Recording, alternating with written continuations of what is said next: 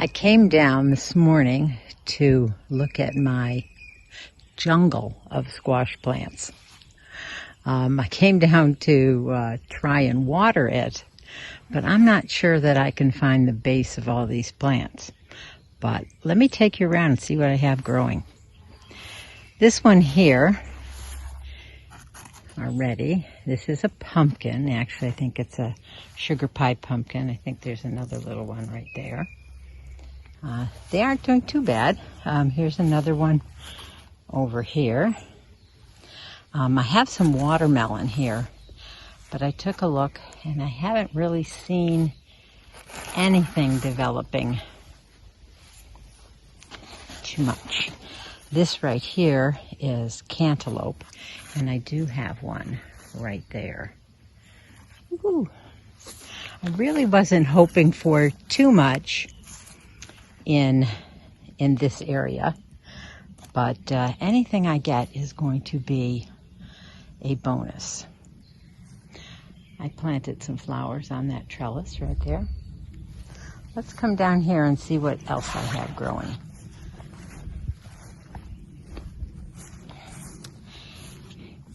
Here's another pie pumpkin, I think.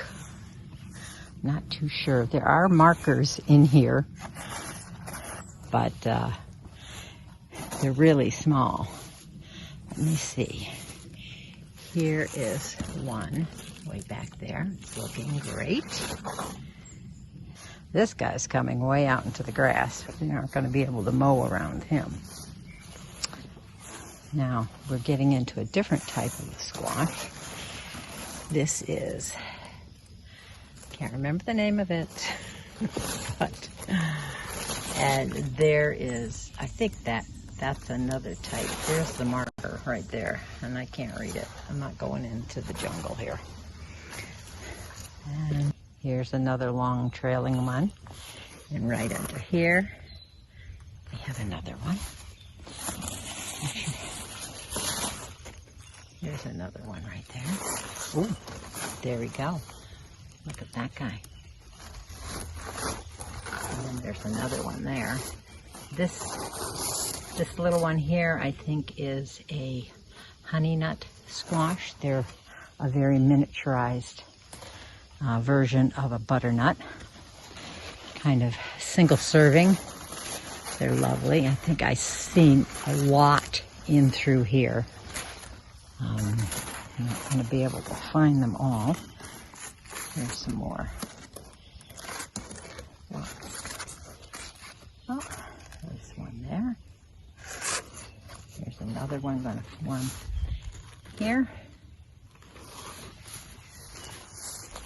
And now we're getting down to Canada crookneck squashes. These are lovely.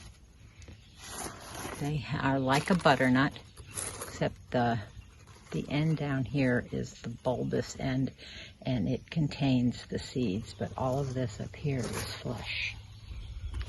But I have quite a number of those growing. This might be a butternut right here. Let's see. Ooh. I think that's a honey nut. They're all kind of intermingled in here. Here's a couple Canada crooknecks that are growing. I did put down a heavy layer of straw, so they aren't quite sitting on the damp earth. I don't think there's really any way that I can water this. I see another one. Couple way in there. You can see through the grasses.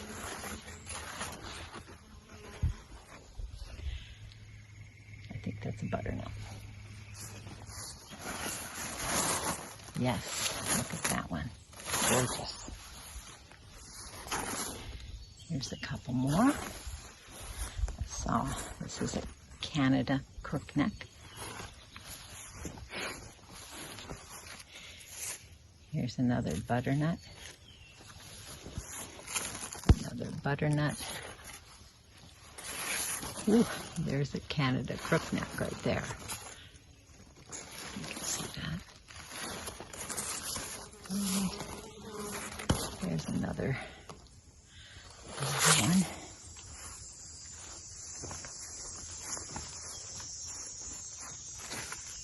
Lots of them in here. I'm not going to really know what I have until I actually, they're all ripe and all the vines die down. Here's a few.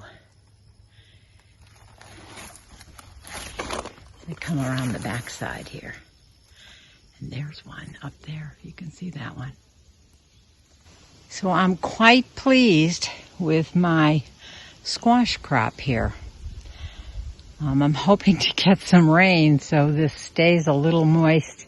Should be, with a nice layer of straw down to keep the soil moist. It looks pretty moist here, or it doesn't look too dried out.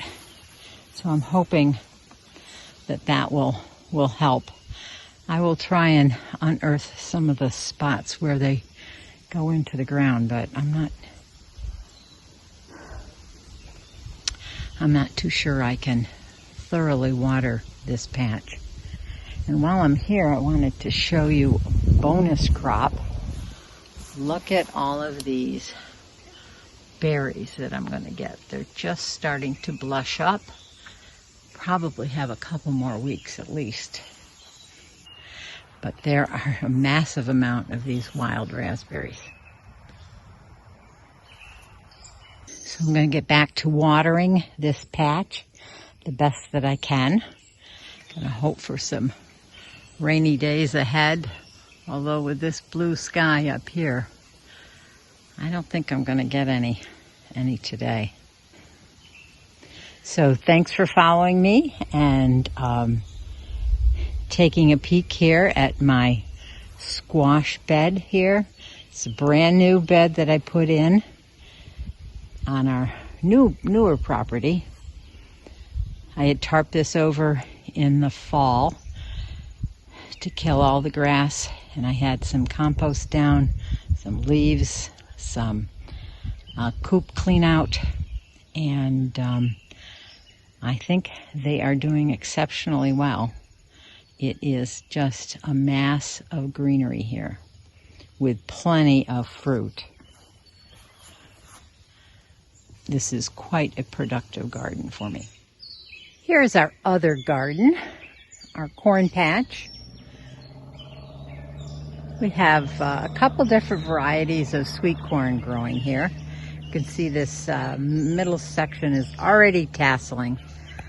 The soil wasn't that great, I don't think, but so they aren't that tall. We didn't really expect a huge crop. It's just kind of an experiment.